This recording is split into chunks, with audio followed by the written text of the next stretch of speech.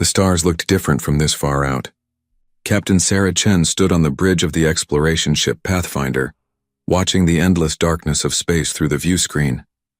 Her crew of 43 had been traveling for 6 months, mapping unknown systems at the edge of what humans called the frontier. "Captain, we're picking up something on long-range sensors," Lieutenant Marcus Webb called from his station. His voice carried a note of excitement that made everyone on the bridge look up. Sarah moved to his console and studied the readings.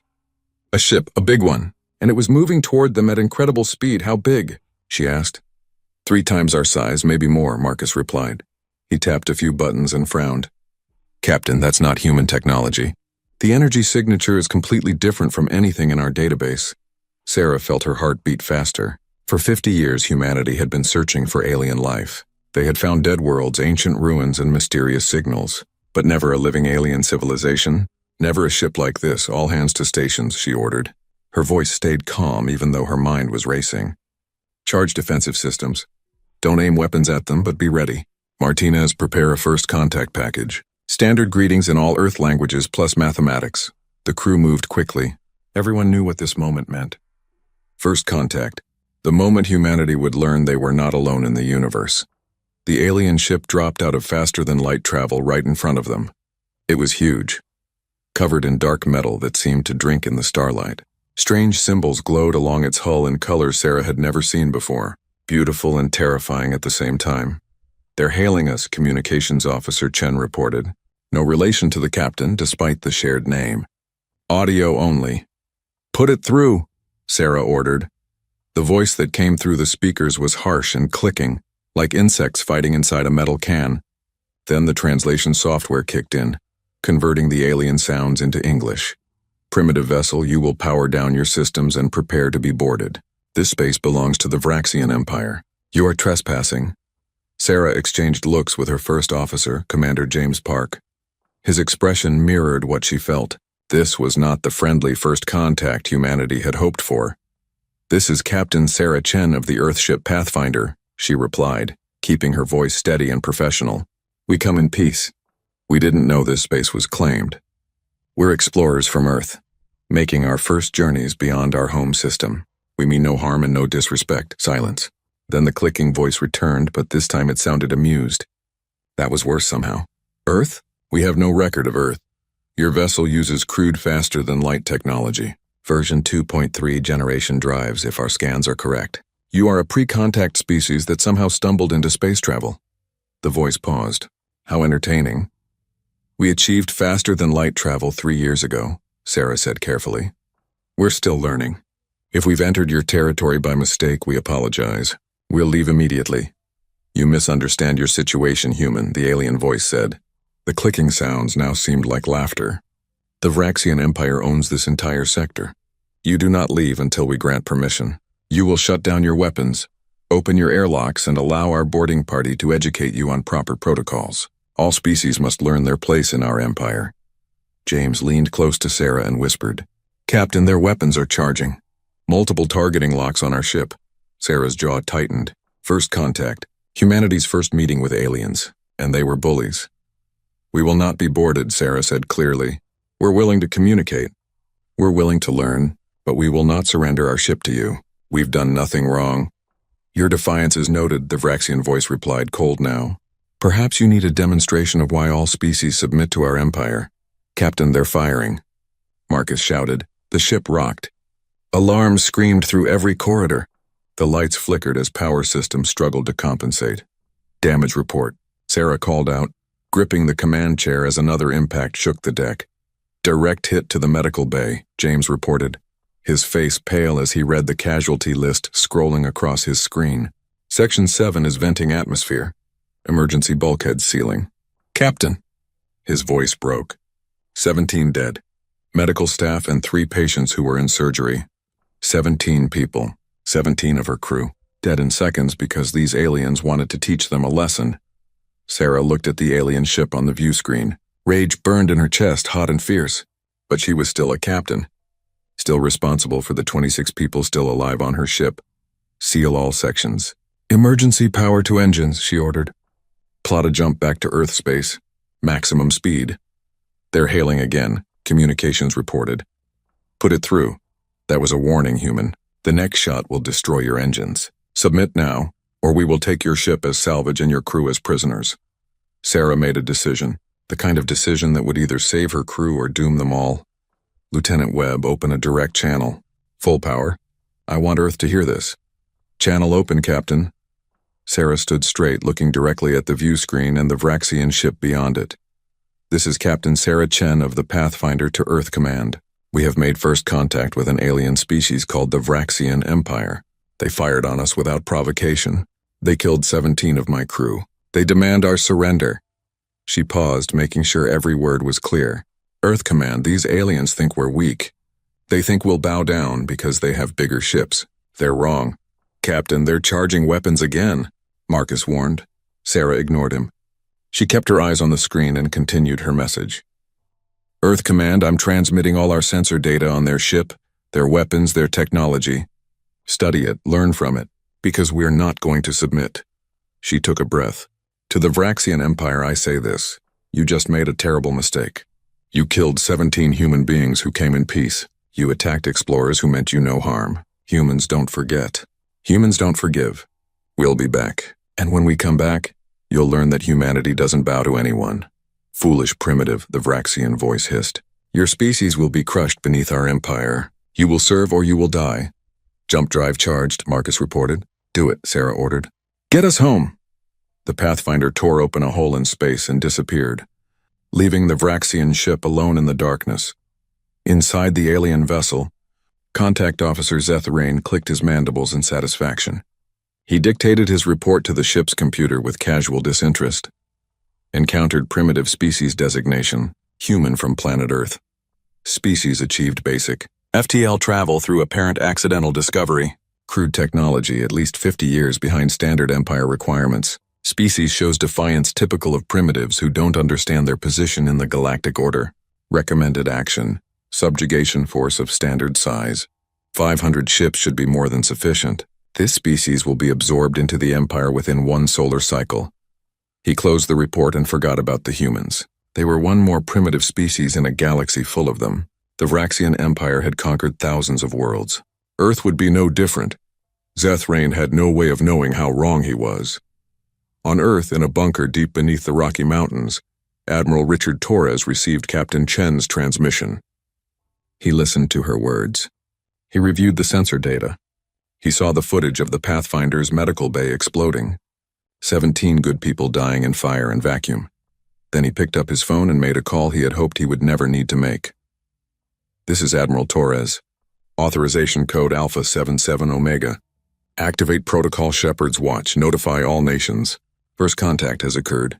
Hostile contact. I repeat, hostile contact. Around the world, in secret facilities that officially didn't exist, lights began to turn on. Computers that had been waiting in standby mode for 50 years started to wake up. Deep space monitoring stations that were supposed to be watching for asteroids began tracking something entirely different, and in orbital shipyards that the public thought were building transport, vessels and space stations. Other ships began to power up. Ships that Earth had been building for 5 decades. Ships designed from technology that humanity had claimed they stumbled upon 3 years ago. That was a lie. Humanity had found a crashed alien probe 50 years earlier. They had studied it, reverse-engineered it, and learned a terrible truth. The galaxy was not empty. It was full of life, and most of that life had weapons, so humanity had prepared, in secret and silence, building a defense force that no one knew existed. Every nation contributing, every government keeping the same secret, because humanity had learned something from their own bloody history. Peace was good, but peace only lasted when you had the strength to defend it. The Vraxian Empire thought they had encountered a primitive species that stumbled into FTL travel. They thought Earth was helpless. They thought wrong. Captain Sarah Chen brought the Pathfinder home 3 days later. The ship was battered, leaking air from a dozen holes running on emergency power. But she brought her crew home. When she stepped off the ship, Admiral Torres was waiting. He looked old and tired, but his eyes were hard. Captain Chen, you did well, he said. You gave us the warning we needed. You gave us their technology signatures. You gave us everything we need to be ready. Ready for what, sir? Sarah asked, though she thought she knew the answer.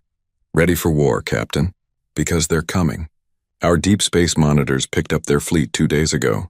200 ships heading for Earth. Sarah felt cold. 200 ships, sir? We killed 17 of their people. We can't match those numbers. Torres smiled, and it was not a pleasant smile. Captain, Earth has been preparing for this since before you were born. Let me show you something. He led her to an observation deck. Through the window, Sarah could see orbital space above Earth. And what she saw took her breath away. Ships. Hundreds of ships. Massive warships that dwarfed the Pathfinder. Sleek and deadly, bristling with weapons. Ships that should not exist if humanity had only achieved FTL 3 years ago. How? She whispered. 50 years, Captain. We've been building for 50 years. Every nation working together. The greatest secret in human history. Torres looked out at the fleet. The Vraxians think they're coming to conquer a primitive world. Instead, they're about to discover what happens when you threaten humanity. Sarah thought of her crew. The 17 who died. The 26 who survived. She thought of the Vraxian officer who had laughed at humanity's defiance. Good, she said quietly. Let them come. Let them learn. Above Earth, the fleet continued to grow as more ships rose from hidden shipyards. The Vraxian Empire was coming to teach humanity a lesson, but humanity was ready to teach them one instead. Fleet Admiral Korvax studied the holographic display with 4 of his 6 eyes. The primitive planet called Earth rotated slowly before him, looking blue and green and completely defenseless. Behind him, 200 Vraxian warships waited in formation, enough firepower to crack a planet's crust. This seems excessive, Junior Intelligence Officer Thrix commented. She was young, her carapace still showing the bright colors of youth. 200 warships for one primitive world. The report says they only achieved FTL travel 3 years ago. Korvax clicked his mandibles in what passed for a Vraxian laugh. You've never done subjugation duty before, have you, Thrix? No, sir. This is my first assignment. Then let me educate you. Korvax pulled up the intelligence file on humanity. These primitives are perfect examples of why we send overwhelming force even to weak worlds. Look at their political structure. The hologram shifted to show Earth's surface divided into different colored sections. Hundreds of them. They're fragmented, Korvax continued. Over 200 separate nations. They fight each other constantly. Wars, territorial disputes, trade conflicts. They can't even unite their own species, let alone stand against the Empire. But fractured species are dangerous because they're unpredictable. Send too few ships and they might get lucky. Send overwhelming force and they surrender immediately. Thrix studied the data. It says here they have nuclear weapons. Primitive atomic fission devices, exactly. Dangerous enough to their own kind, harmless to our shields. But desperate primitives do desperate things. 200 ships ensures they never get desperate. They see us, they realize resistance is futile, they submit. Clean and simple. Korvax dismissed the hologram. We'll be done here in a week. Standard subjugation protocols. Destroy their military satellites, demonstrate our firepower on an uninhabited moon, and watch them beg to join the Empire. What about the ship that escaped? The Pathfinder? Korvax waved a manipulator dismissively. Contact Officer Zeth Rain was too gentle. He only fired a warning shot. The humans interpreted this as a grave insult and fled home to hide. Typical primitive behavior. When they see our full fleet, they'll understand the reality of their situation. Sir, the fleet is ready to jump, the navigation officer reported. Excellent. Plot course directly to Earth orbit. Let's make this quick and get back to civilized space. I have tickets to the Vex Opera next week that I don't want to miss. The 200 Vraxian warships tore holes in space and disappeared, leaving the empty space behind them silent and still. They had no idea they were being watched. Deep beneath the surface of Earth's moon, in a facility that didn't appear on any map, sensor arrays tracked the Vraxian fleet's approach. The data flowed instantly to Earth Command, where Admiral Torres stood before a massive tactical display. 200 ships confirmed, the tracking officer reported. Arrival in Earth orbit estimated in 6 hours. Size comparison to our vessels? Torres asked. Their capital ships are approximately 70% the size of our dreadnoughts. Smaller craft range from destroyer to cruiser class by our standards. Total tonnage favors them by about 15%. Torres nodded slowly. 50 years of preparation came down to this moment. 50 years of every nation on Earth working together on the greatest secret in human history. 50 years of building ships in hidden orbital yards, training crews in simulators that officially didn't exist, developing weapons that were supposed to be impossible. all based on one crashed alien probe and the terrifying knowledge it brought. Humanity was not alone, and the galaxy was full of predators. "What's the status of the fleet?" Torres asked. "All 500 ships are in position, sir, holding in stealth orbit on the far side of the moon. Crews are at battle stations. Weapons are charged. Point defense grids are online. Fleet Admiral Chen is ready for your signal." Torres allowed himself a small smile. Captain Sarah Chen had been promoted after bringing the Pathfinder home. Now she commanded Earth's entire defense fleet. Her brother had died on the Pathfinder. 17 others had died. The Vraxians were about to learn that humans remembered their dead. "Sir, we're receiving multiple communications from the surface," the communications officer reported. "Every news network on Earth is reporting strange activity. They've noticed our ships moving into position. They're asking questions. Lift the veil," Torres ordered. "After 50 years, it's time the people of Earth knew the truth. Broadcast on all channels. Let everyone know what we've been preparing for." Around the world, television programs were interrupted. Internet streams cut to emergency broadcasts. Phone screens lit up with priority notifications, and the same message appeared everywhere in every language. "Citizens of Earth, this is Admiral Richard Torres of United Earth Command. For 50 years, your governments have kept a secret. We are not alone in the universe. 50 years ago, we found evidence of alien life. Evidence that showed us the galaxy was dangerous. So we prepared, every nation working together, building ships, training soldiers, creating defenses. Today that preparation will be tested. An alien empire called the Vraxians is approaching Earth. They destroyed one of our ships. They killed 17 of our people. They believe we are primitives who will surrender without a fight. They are wrong. Today humanity stands together. Today we show the galaxy that Earth bows to no one." The broadcast ended. For a moment the world was silent. Then every city on Earth erupted in noise. Fear, anger, confusion, pride, all mixed together. But beneath it all something else emerged. Something the Vraxians had not counted on. Unity. The fractured nations of Earth, always arguing, always fighting, suddenly remembered they were all human, all from the same world, all threatened by the same enemy. In New York, millions of people poured into Times Square, chanting support for the fleet. In Tokyo, prayers were offered at shrines for the crews. In Mumbai, in Lagos, in Sao Paulo, in Moscow, in Sydney, the story was the same. Humanity was scared. But humanity was also angry, and humanity was done being afraid. Admiral Torres watched the global response on a dozen screens. He saw the fear, but he also saw something the Vraxians would never understand. He saw a species that had climbed to the top of their world's food chain by refusing to give up, by being too stubborn to know when they were beaten. "Sir, the Vraxian fleet is entering the solar system," the tracking officer announced. "They're not using stealth. They want us to see them coming." "Of course they do," Torres said quietly. "They want us to be terrified. They want us to surrender before the first shot is fired. Standard Imperial intimidation tactics. But they made one mistake." "What's that, sir?" "They assumed our fear would make us weak. They don't understand that sometimes fear makes humans dangerous." On the bridge of her flagship, the UES Defiance, Fleet Admiral Sarah Chen watched the Vraxian fleet emerge from faster-than-light travel. 200 ships, massive and powerful, moving with the confidence of an empire that had never lost a war. Her tactical officer counted them off. Confirmed 200 vessels. 50 capital ships, 100 cruisers, 50 destroyers. They're moving into a standard encirclement pattern around Earth. "They're not even scanning for threats," her sensor officer added. "No active sensors sweeping for hidden ships. They think we're helpless." Sarah thought of her brother, thought of the 17 others who had died on the Pathfinder, thought of the Vraxian officer who had laughed at humanity's defiance. "All ships, this is Admiral Chen. Maintain stealth positions. Let them get comfortable. Let them think they've already won." She paused, then added quietly, "And then we show them what humans do when someone hurts our family." 500 human warships hung in the darkness behind Earth's moon, invisible to Vraxian sensors. Ships that had been built with technology reverse-engineered from that crashed probe 50 years ago. But humanity had not just copied alien technology.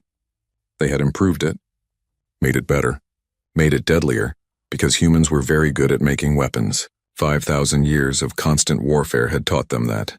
Fleet Admiral Korvax watched Earth grow larger on his view screen. Such a small world, So insignificant, and yet the humans had made him bring 200 ships. Waste of resources, but orders were orders. Sir, we're in position, his navigation officer reported. Orbital encirclement complete. The planet is surrounded. Any sign of military resistance? Negative, sir. We're detecting their primitive satellites, communications networks, space stations that appear to be civilian research facilities, but no warships. No defense platforms, nothing. Korvax clicked his mandibles in satisfaction. As expected. Open a channel to the planet. Let's get this over with. Channel open, sir. Korvax straightened in his command chair and activated the communication system. His voice would be broadcast to every corner of the planet below. Humans of Earth. I am Fleet Admiral Korvax of the Vraxian Imperial Navy. Your ship, the Pathfinder, trespassed in Imperial space. You showed defiance when you should have shown respect. For this insult, we have come to teach you the price of defying the Empire. He paused for effect. You see our fleet. 200 warships surround your world. You have no defense, no escape. Your choice is simple. Submit to the Empire and be allowed to live as a subject species or resist and be destroyed. You have 1 hour to surrender. If you resist, we will demonstrate our power by destroying your moon. Then we will destroy your cities until you beg for mercy. He closed the channel and settled back in his chair. Mark the time, 1 hour. Then we start with their moon. A few megatons of kinetic bombardment should make the point clear. On Earth, billions of people heard Korvax's ultimatum. Some panicked. Some prayed.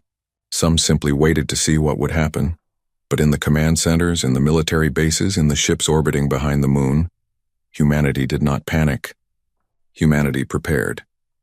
Admiral Torres stood before the global communication system. Every leader of every nation on Earth was connected to this call. Presidents, prime ministers, kings, chancellors, all of them waiting for his words. The Vraxians have given us 1 hour, Torres said calmly. They think we'll use that hour to debate, to argue among ourselves about whether to fight or surrender. They think we're too fractured to make a decision. They're wrong. I need to know, are we united? Do we stand together? One by one, the leaders answered. The President of the United States, the Premier of China, the Chancellor of Germany, the Prime Minister of India. Dozens of voices speaking different languages but all saying the same thing. We stand together. We fight. Earth does not surrender. Torres nodded slowly. Then it's decided.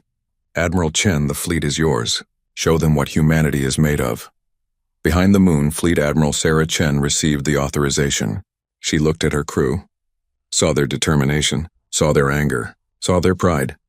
All ships, she broadcast on the fleet channel.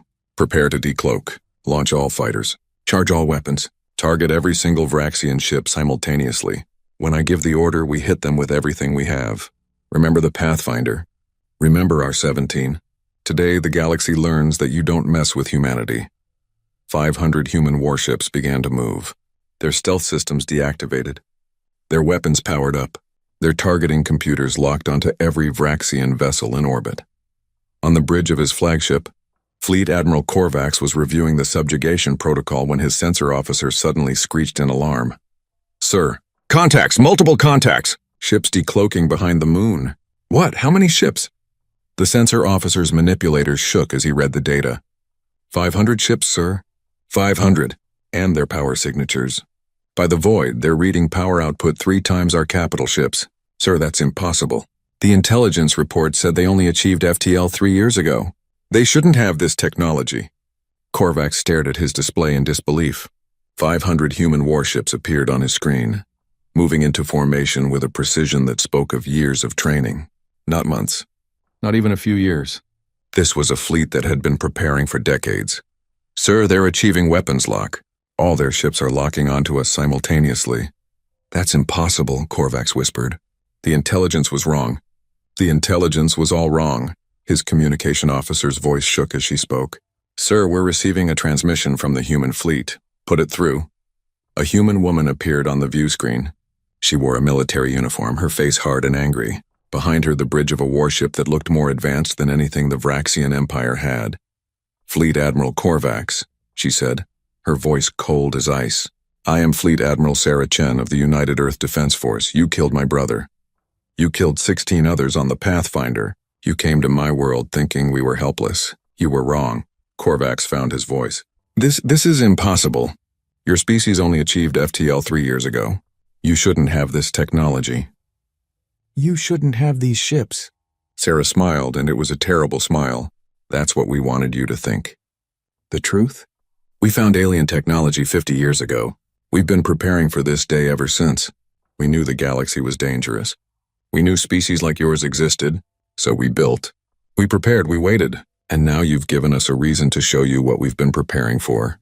You deceived the entire galaxy? We learned from you, Sarah replied. We studied every species we could find information on. We learned your tactics, your strategies, your weapons, and we designed everything specifically to counter what you do. Our ships are faster. Our weapons hit harder. Our defenses are stronger. We spent 50 years learning how to beat you. Korvax felt fear for the first time in his long military career. 500 ships, all more powerful than his own, all locked onto his fleet, all ready to fire. What do you want? He asked quietly. Sarah's expression did not change. You gave us 1 hour to surrender. We're giving you 1 minute. Leave our space. Return to your empire. Tell them that Earth is protected. Tell them that humanity does not bow. Tell them that if they come here again, we will not be merciful. She paused. You have 1 minute. Starting now. The channel closed. Korvax looked at his fleet. 200 ships against 500. Ships that were outmatched in every category. He had come here expecting an easy victory. Instead, he had walked into a trap 50 years in the making. Sir, orders? His first officer asked quietly. Korvax made the hardest decision of his career. Fleet, this is Admiral Korvax. Disengage weapons. Plot course back to Imperial space. Maximum speed, sir, we can't just— That is an order. Korvax roared. We are outmatched. Retreat now before they open fire. The Vraxian fleet began to turn away from Earth, but they were too slow. Admiral Chen, Sarah's tactical officer, reported. The Vraxians are powering weapons on several ships. They're planning to fire on our cities before they run. Sarah's eyes went cold.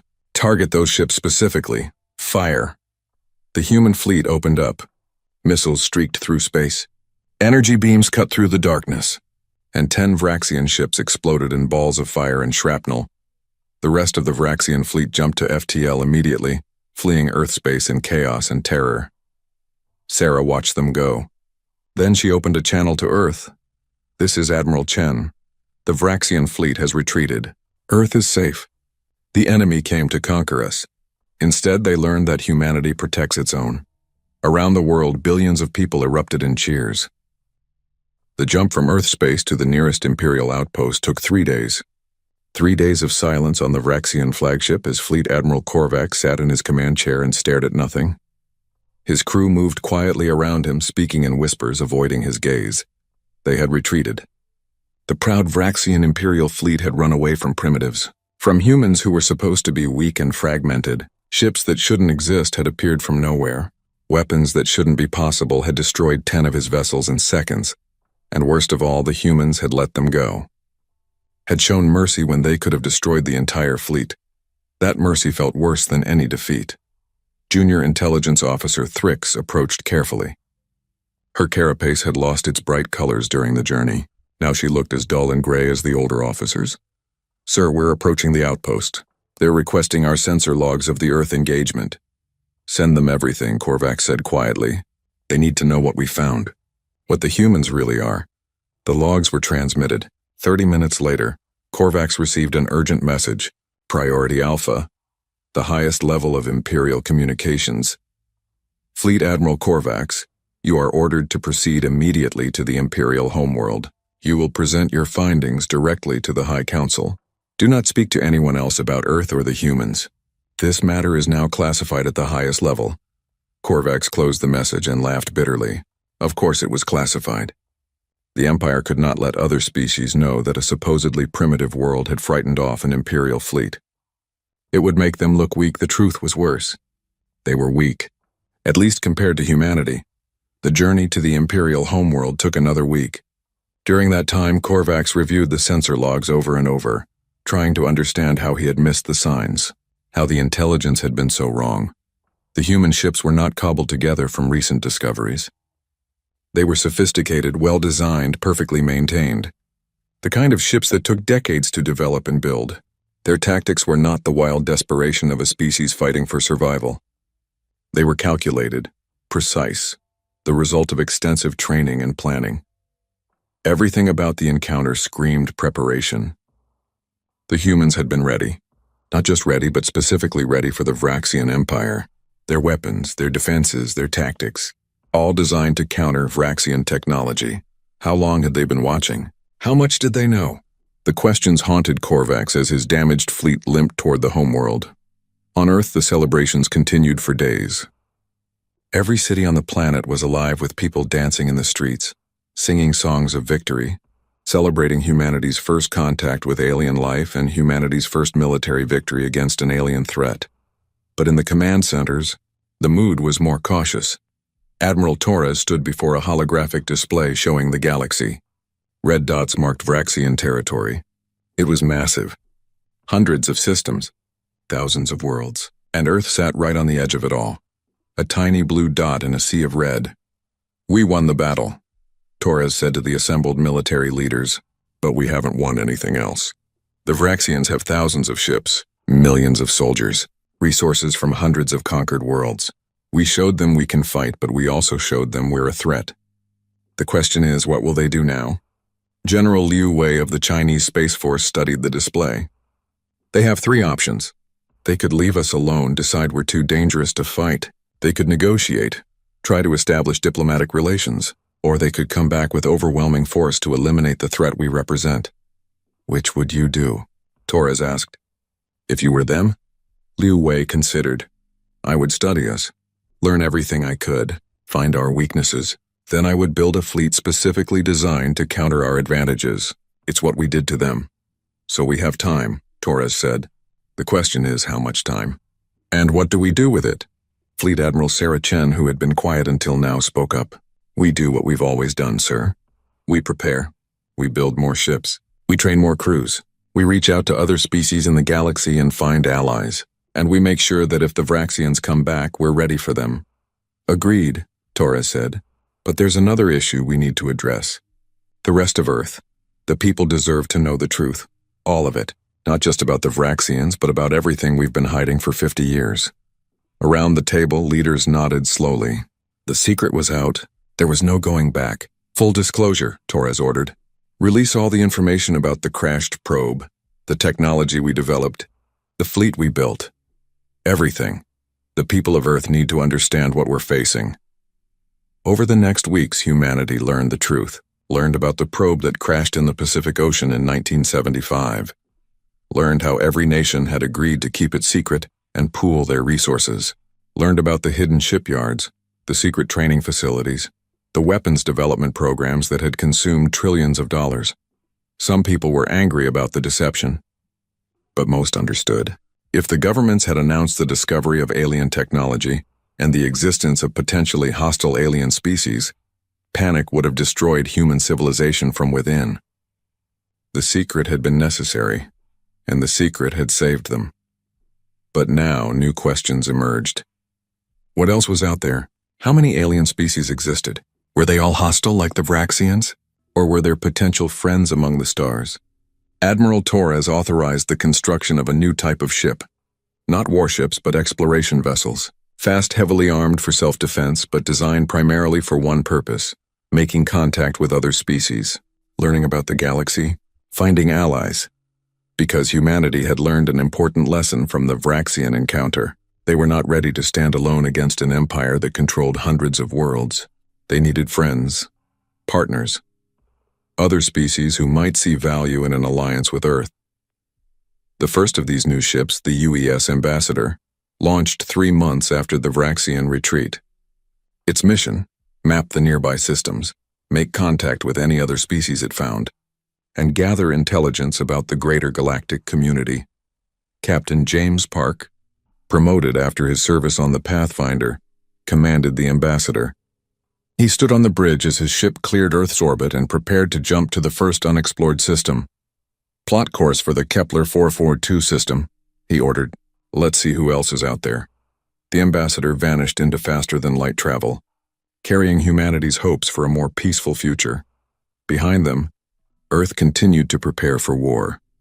On the Vraxian homeworld, Fleet Admiral Korvax stood before the High Council, 12 of the most powerful beings in the Empire, their ancient carapaces covered in ceremonial markings, their eyes cold and calculating. "Explain," High Counselor Vexthal commanded. His voice carried the weight of 1,000 years of imperial authority. "Explain how you lost 10 ships to a primitive species. Explain how you retreated from a world that our intelligence indicated was fractured and weak." Korvax kept his head high. He would not show weakness even in failure. "The intelligence was wrong, High Counselor. Completely wrong. The humans are not primitive. They are not fractured. They have been preparing for contact with our empire for at least 50 years. "Impossible," another counselor said. "Our scouts reported they only achieved FTL travel 3 years ago." "That was a deception," Korvax replied. He activated a holographic display, showing the sensor logs from the battle. "Look at their ships. This is not technology developed in 3 years. This is technology refined over decades. Their tactics show extensive training. Their weapons are specifically designed to counter our defenses. They knew we were coming. They knew how we would fight. And they prepared accordingly."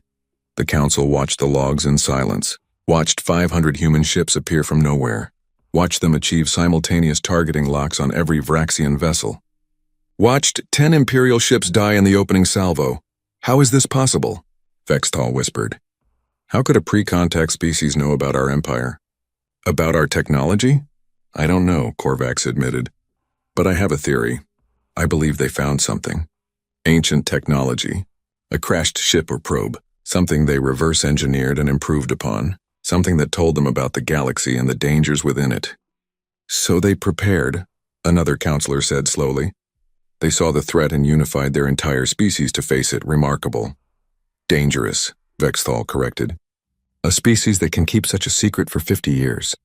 That can build such a fleet without being detected. That can develop weapons specifically designed to counter our own. This is not a species we can simply conquer. This is a threat to the Empire itself." "What are your orders, High Counselor?" Korvax asked. Vexthal was quiet for a long moment.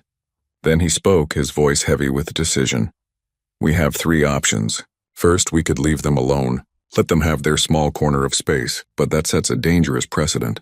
If other species learn that the Empire can be defied, our authority will collapse." The other counselors clicked their mandibles in agreement. "Second option," Vexthal continued, "we could attempt diplomacy, open negotiations, perhaps bring them into the Empire peacefully, but I think we all know how that would end. They would never submit, and we would look weak for trying." "The third option?" Korvax asked, though he already knew the answer. "We destroy them," Vexthal said flatly. "We build a fleet specifically designed to counter their advantages. We gather our full military might, and we eliminate Earth before they become a greater threat, before they have time to build more ships, make more allies, spread their dangerous ideas about resistance and independence." "How large a fleet?" Korvax asked quietly. 2,000 ships, Vexthal replied. 20% of our entire military. We will not make the mistake of underestimating them again. We will come with such overwhelming force that no amount of preparation can save them." Around the council chamber, the other counselors clicked their agreement. The decision was made. "However," Vexthal added, "we will not be hasty. We will take the time to study their technology, learn their tactics, develop specific countermeasures. This fleet will take 2 years to assemble and prepare. But when it arrives at Earth, the humans will have no chance of survival." "And if they discover our preparations?" Korvax asked. "If they see the fleet being assembled? Then we accelerate the timeline," Vexthal said coldly. "But either way, the outcome is the same. Earth will burn, the humans will be exterminated, and the galaxy will remember what happens to those who defy the Vraxian Empire." Korvax bowed and left the council chamber. As he walked through the halls of the Imperial Palace, he thought about the human Admiral Chen, about her cold eyes and colder words, about the mercy she had shown when she could have destroyed his entire fleet. He wondered if she knew what was coming. If humanity was preparing even now for the storm that would arrive in 2 years, he hoped they were. Because despite everything, despite his loyalty to the Empire, Korvax had developed a strange respect for the humans. They had done what no other species had done in 1,000 years. They had made the Vraxian Empire afraid. That deserved respect. even if it also demanded destruction. Meanwhile, across the galaxy, other species watched and waited. The battle at Earth had not gone unnoticed. Sensor stations from a dozen different civilizations had detected the energy signatures, the weapons fire, the retreat of an Imperial fleet. Rumors spread through the galactic community like wildfire. A primitive species had defeated the Vraxians. An unknown world had ships more advanced than anything in Imperial space. A new power had emerged. Some species saw opportunity, others saw danger. But all of them began to take humanity seriously. On Earth, unaware of the massive fleet being prepared to destroy them, humanity continued its dual mission. Building warships for defense, building explorer ships for contact with other species, preparing for war while hoping for peace. Admiral Torres stood in the lunar facility, watching construction crews work on the latest batch of dreadnoughts. 50 new ships, each more powerful than the last generation, each a testament to humanity's industrial capacity and determination. "Sir," an aide approached with a data pad. "We're receiving a signal. It's not Vraxian. It's something else. A new species. They're requesting permission to approach Earth for diplomatic contact." Torres felt his heart beat faster. Another species. Another first contact. This time hopefully a friendly one. "What species?" he asked. "They call themselves the Arksur Confederation. They say they've been monitoring our conflict with the Vraxian Empire. They say they have information we need to hear.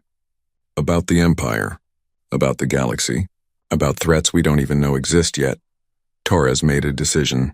"Grant them permission to approach. But keep the fleet on standby. We've been surprised before. We won't be surprised again." "Yes, sir." As the aide left, Torres looked back at the construction yards, at the ships being built, at the weapons being installed, at the crews training for the next battle. Humanity had won its first test.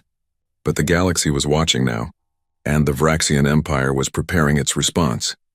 The question was, would 2 years be enough time? Would humanity be ready when the storm came? Torres didn't know, but he knew one thing for certain. Humanity would not surrender, would not submit, would not bow. If the Vraxians wanted Earth, they would have to burn for it, and humanity would make them pay for every meter of ground. The war for Earth's survival was just beginning. The Arksur diplomatic ship emerged from faster-than-light travel at the edge of Earth's solar system. It was smaller than the Vraxian vessels, sleeker with smooth lines that reminded human observers of a dolphin. Beautiful where Vraxian ships were brutal.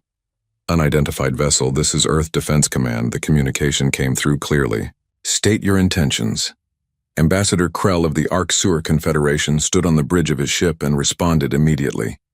Unlike the Vraxians with their harsh clicking language, the Arksur spoke in soft, musical tones that the translation software rendered smoothly. "Earth Defense Command, this is Ambassador Krell of the Arksur Confederation. We come in peace and with information vital to your survival. We request permission to meet with your leadership. What we have to tell you cannot wait." On Earth, Admiral Torres listened to the message with his senior staff gathered around him. Fleet Admiral Chen was there, along with General Liu Wei and representatives from every major nation on Earth. "What do we know about them?" Torres asked. "Very little, sir," Intelligence Officer Martinez replied, pulling up what limited data they had. "The Arksur Confederation appears to be a coalition of several species. Our deep space monitors have detected their ships in nearby systems, but they've never approached Earth before. They seem to avoid Vraxian territory." "That's interesting," Chen said. "They avoid the Vraxians. That could mean they're afraid of them, or they're smart enough not to provoke them, or they're enemies," Liu Wei added. "The enemy of our enemy might be our friend." Torres considered the options. "Let them approach, but keep the fleet ready. Admiral Chen, I want 50 ships shadowing them at all times. If they make any hostile move, destroy them immediately." "Yes, sir." 2 days later, Ambassador Krell's ship landed at the newly constructed diplomatic complex in Geneva. It had been built hastily after the Vraxian encounter. A place where humanity could meet with alien species on neutral ground. Admiral Torres, accompanied by representatives from the United Nations, waited as the Arksur ship's doors opened. What emerged surprised them. Krell was tall, nearly 7 feet, with silver-blue skin that seemed to shimmer in the light. His eyes were large and kind, his movements graceful. He looked nothing like the Vraxians with their hard carapaces and cold insect features. The Arxur looked almost friendly, but Torres had learned not to judge alien species by their appearance. "Admiral Torres," Krell said, his voice melodious even through the translator. "Thank you for allowing me to visit your world. I come with urgent news and an offer of friendship." "Welcome to Earth, Ambassador Krell," Torres replied formally. "Please come inside. We have much to discuss." They moved to a conference room designed for interspecies communication. Krell settled into a chair modified for his taller frame, and Torres sat across from him with his staff arranged along the table. "You said you have information vital to our survival," Torres began without preamble. "We're listening." Krell's expression grew serious. "First, let me say that the Arxur Confederation watched your encounter with the Vraxian Empire with great interest. What you accomplished was remarkable. No species in recorded history has defeated a Vraxian fleet in their first contact. You should be proud." "We're not proud," Torres said quietly. "We're worried. We know the Vraxians will be back. Probably with more ships." "Not probably," Krell said. "Certainly. And not just more ships, much more ships. Admiral, the Vraxian High Council is assembling an armada specifically designed to destroy Earth. 2,000 warships. The largest military operation the Empire has launched in a century." The room went silent. 2,000 ships, 10 times what they had faced before. "How do you know this?" Shen asked sharply. "Because we have spies inside the Empire," Krell replied calmly. "The Arxur Confederation has been at war with the Vraxian Empire for 300 years. A cold war mostly, small skirmishes, border disputes, but a war nonetheless. We watch them constantly, and we know about their plans for Earth. 300 years of war," Liu Wei said slowly. "Yet you still exist. You haven't been conquered." "Because we're careful," Krell explained. "We never give them a reason to commit their full forces against us. We defend our territory, but we don't threaten their core worlds. We survive by being too troublesome to fully conquer, but not threatening enough to require extermination. That's not the life we want for humanity," Torres said firmly.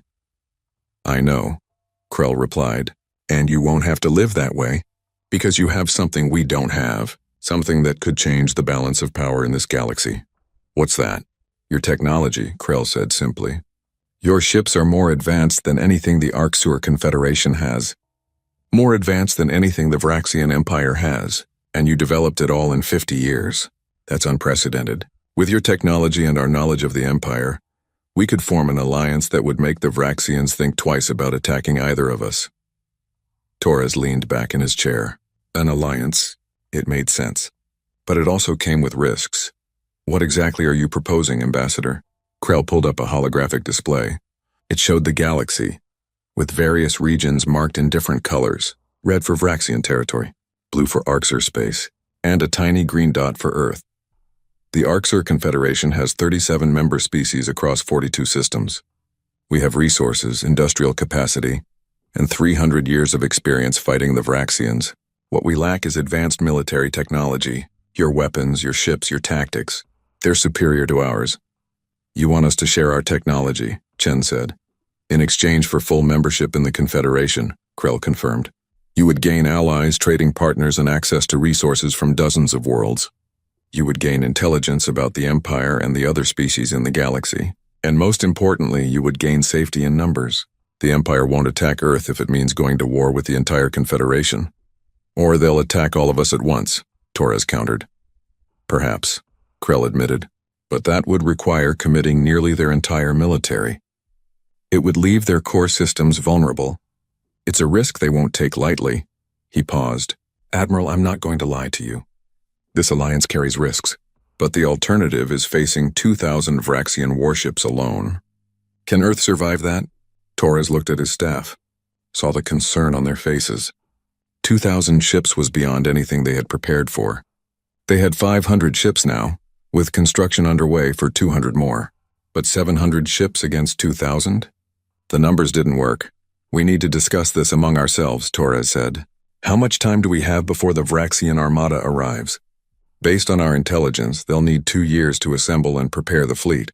Maybe less if they accelerate the timeline. But I should tell you something else, Admiral. The Empire isn't your only concern." "What do you mean?" Krell's expression grew darker. "The galaxy is not a friendly place. The Vraxian Empire is the largest and most aggressive species, but they're not the only predators. There are others. Species that enslave entire worlds. Species that destroy civilizations for sport. Species that see humans as nothing more than resources to be harvested. He looked directly at Torres. Your ships made a lot of noise when they fought the Vraxians. Every major species in this region of space knows about Earth now. Some will want to be your friends. Others will want to conquer you. And a few will want to study you to find out how you develop such advanced technology so quickly. So we're targets, Torres said flatly. You've always been targets, Krell replied. You just didn't know it.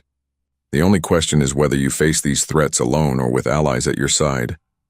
Torres stood and walked to the window, looking out at the Geneva skyline.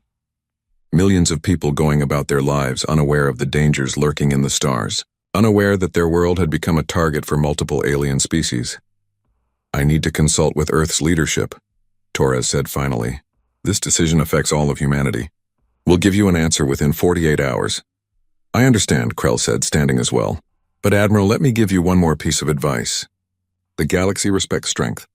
Your victory against the Vraxians has earned you respect. But respect without allies is just another form of isolation. Don't let pride prevent you from accepting help when it's offered. After Krell left, Torres called an emergency meeting of the World Council. Every nation's leader appeared on holographic displays, filling the conference room with images from around the globe. You've all heard Ambassador Krell's proposal, Torres began. We need to make a decision. Do we join the Arxur Confederation or do we stand alone? The debate that followed was intense. Some leaders favored the alliance, seeing it as Earth's best chance for survival. Others were suspicious, worried that the Arxur would exploit humanity or steal their technology. The President of the United States spoke up. We've been independent for our entire history. Every nation here values its sovereignty. Can we really trust an alien confederation we just met? Can we really stand alone against 2,000 enemy ships? The Premier of China countered. We're not talking about giving up our independence. We're talking about joining a coalition for mutual defense. Nations on Earth have done this for centuries. But these aren't human nations, the Prime Minister of India pointed out. These are alien species with their own agendas. How do we know the Arxur won't use us as cannon fodder against the Vraxians? General Liu Wei spoke up. I've been analyzing the Arxur's military capabilities based on what we've observed. Their technology is roughly equal to the Vraxians, maybe slightly inferior, but they've survived 300 years of conflict through careful strategy and defensive warfare. That suggests they're cautious, not aggressive. They want us as allies, not as soldiers to throw at their enemies. What's your recommendation, Admiral Torres? The President asked. Torres thought carefully before answering. He thought about the 17 people who died on the Pathfinder, about the 10 Vraxian ships they had destroyed in retaliation, about the 2,000 ships that would come seeking revenge, about the other species in the galaxy watching and waiting. My recommendation is that we accept the alliance, Torres said firmly, but with conditions. We share our technology gradually, not all at once. We maintain control of our own military forces. We have equal voting rights in Confederation decisions, and we make it clear that Earth sovereignty is non-negotiable. And if the Arxur don't accept our conditions, the Chancellor of Germany asked, then we negotiate until they do, Torres replied. Or we prepare to face the Vraxian armada alone. But I believe the Arxur need us as much as we need them. Our technology could tip the balance in their centuries-long conflict. They'll accept our terms, the vote was called. One by one, the world's leaders cast their votes. It wasn't unanimous, but it was decisive. Earth would join the Arxur Confederation, on humanity's terms.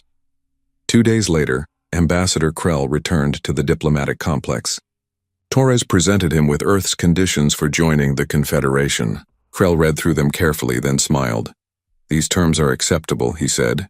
In fact, they're very similar to the terms other species negotiated when they joined. The Confederation believes in the sovereignty of its members. We're not an empire. We're an alliance of equals. Then we have an agreement, Torres said, extending his hand. After a moment's hesitation, Krell reached out and shook it, the first human Arxur handshake in history. Welcome to the Confederation, Admiral Torres. Together we'll show the Vraxian Empire that their age of unopposed conquest is over. Over the following months, Earth's integration into the Arxur Confederation began. Diplomatic missions were exchanged.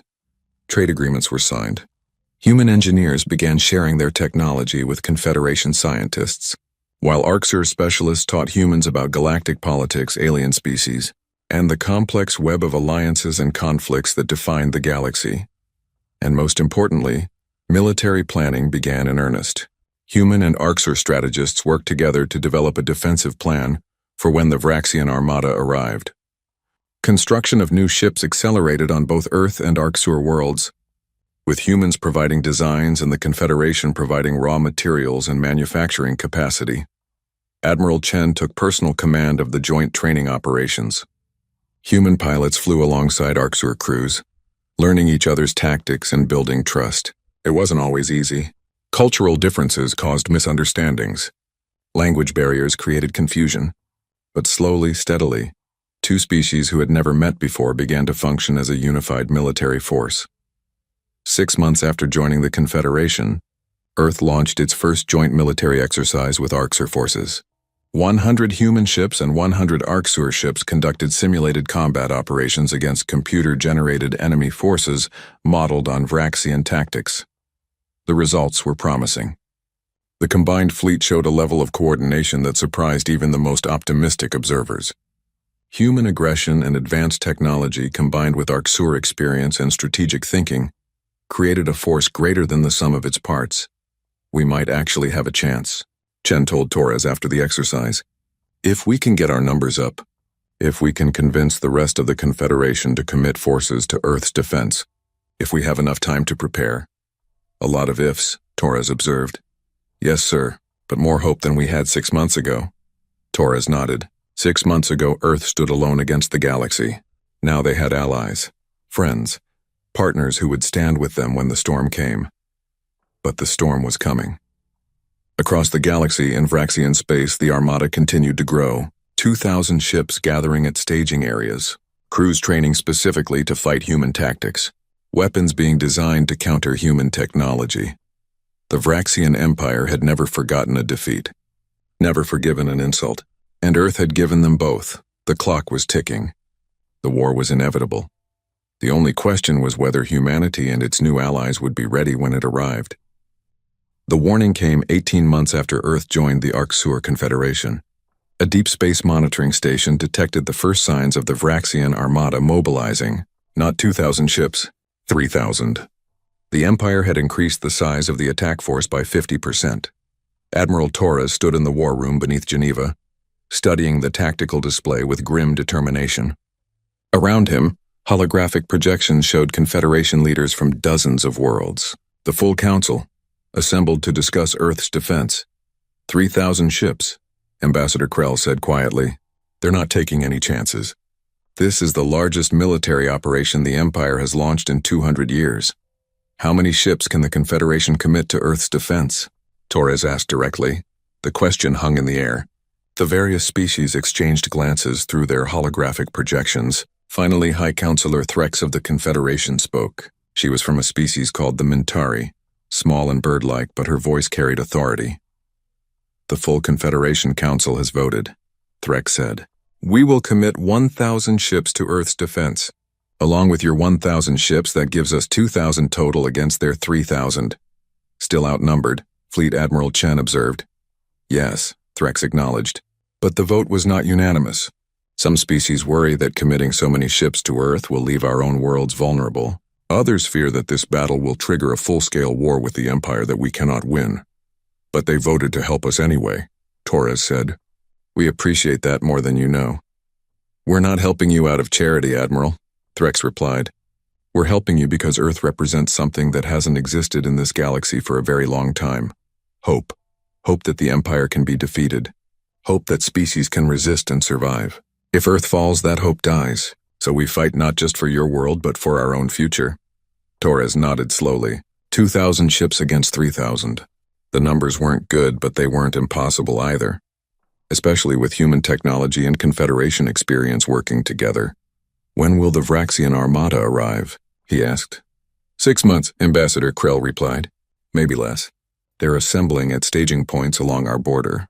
Once they move, they'll reach Earth in less than 2 weeks. Then we have 6 months to finish our preparations, Torres said. Admiral Chen, status report on our defenses? Chen pulled up a holographic display of the solar system. Earth sat at the center, surrounded by layers of defensive installations. We've fortified the entire solar system, Chen explained. Automated defense platforms orbit Earth and Mars. Mining facilities on the asteroids have been converted to produce ammunition and drones. We've established forward bases on the outer planets with long-range sensors, and we've laid 3,000 stealth mines throughout the system, programmed to target Vraxian energy signatures. The mines were brilliant, Krell added. A very human solution. Vraxians don't use stealth mines. They consider them dishonorable. We're not interested in honor, Torres said flatly. We're interested in survival. What else? We've completed construction of the orbital defense stations around Earth, Chen continued. 10 stations, each armed with weapons capable of taking down capital ships. We've also retrofitted the moon base into a fortress. If the Vraxians want to bombard Earth from orbit, they'll have to get through our moon defenses first. And our fleet? 1,000 ships ready for combat. Another 200 in final construction stages, but they won't be ready in time. We have pilots trained, crews drilled, and enough ammunition for an extended engagement. We're as ready as we're going to be. Torres studied the display. It was impressive. In 18 months, humanity had transformed its solar system into a fortress. But would it be enough? General Liu Wei, Torres said, turning to the Chinese officer. Your assessment? Liu Wei had been quiet during the briefing, studying the data with his usual careful attention. Now he spoke. The Vraxians will expect our defenses, he said. They've had time to study our tactics from the first engagement. They'll come prepared for our speed and firepower, but they have one fundamental weakness that we can exploit. What's that? Threx asked. Their doctrine, Liu Wei explained. The Vraxian Empire has been the dominant power in this region for centuries. They're used to overwhelming their enemies with superior numbers and firepower. They expect their opponents to defend, to fortify, to try to hold their ground. That's what we've been doing, and that's what they'll expect us to continue doing. You're saying we shouldn't defend? Chen asked, confused. I'm saying we should defend differently, Liu Wei replied. He manipulated the holographic display, showing the solar system from a new angle. The Vraxians will come in force. They'll expect us to meet them in Earth orbit, to defend our homeworld. Instead, I propose we meet them here. He highlighted a point between Jupiter and Saturn. We engage them in the outer system, away from Earth. We use our superior speed to hit and run, bleeding their fleet as they advance inward. We use the asteroid field and the outer planets as cover. We force them to fight on our terms, not theirs, and we make them pay for every meter of space they try to take.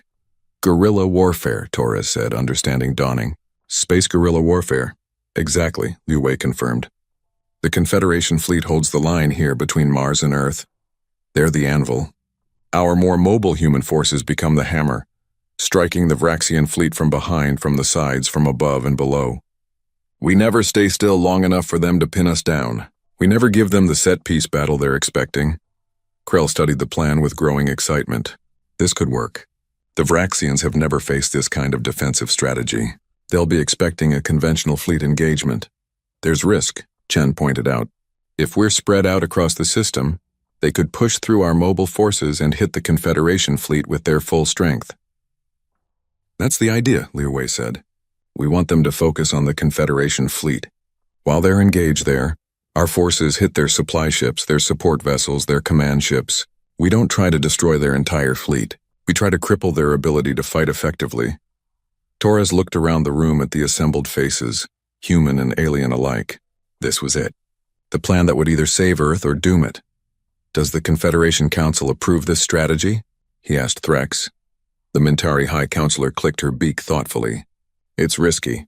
It requires perfect coordination between human and Confederation forces. But yes, we approve. It's a better plan than simply trying to outfight them in a direct engagement. Then it's decided, Torres said. We have 6 months to prepare. Let's make them count. The months that followed were a blur of activity. Human and Confederation forces trained together endlessly, practicing the hit-and-run tactics that would be crucial to the defense. Supply lines were established, ammunition stockpiled, repair facilities built. Every nation on Earth contributed. Every factory worked around the clock. Every shipyard operated at maximum capacity, and people waited. Billions of humans and trillions of Confederation citizens across dozens of worlds, all watching the same clock, counting down to the day when the Vraxian armada would arrive. Captain Sarah Chen, promoted from Fleet Admiral to Supreme Commander of Joint Forces, spent those months preparing not just the military but also herself. She thought often of her brother, killed on the Pathfinder, thought of the 17 others who died that day. This battle was for them. For everyone who had died because the Vraxian Empire thought humanity was weak. The night before the expected arrival of the Vraxian fleet, Sarah stood on the observation deck of her flagship, the UES Defiance, looking out at the assembled human fleet. 1,000 ships, each one representing years of work, billions of dollars in resources, and the hopes of an entire species. Admiral Torres appeared beside her. He looked old, tired. The last 18 months had aged him. "Can we win this?" Sarah asked quietly. Torres was silent for a long moment. Then he said, "I don't know. The numbers aren't on our side. But I know this. Humanity has never been very good at accepting defeat. We survived ice ages, plagues, world wars, nuclear weapons. We climbed to the top of Earth's food chain by being too stubborn to give up. If the Vraxians think we'll roll over and die, they're about to learn otherwise. I wish we could have found a peaceful solution," Sarah said. "So do I," Torres replied. "But the Vraxians didn't give us that option. They fired first. They killed our people. They decided Earth was theirs to conquer. Now they're going to learn that Earth belongs to humanity, and we don't share." The next morning, the long-range sensors lit up. 3,000 Vraxian ships had entered the solar system at its edge, near the orbit of Neptune. The armada was massive, spreading across millions of kilometers of space, blotting out the stars with their sheer numbers. On the bridge of his flagship, Fleet Admiral Korvac studied the sensor readings of the inner system. The humans and their Confederation allies were there, exactly where he expected them.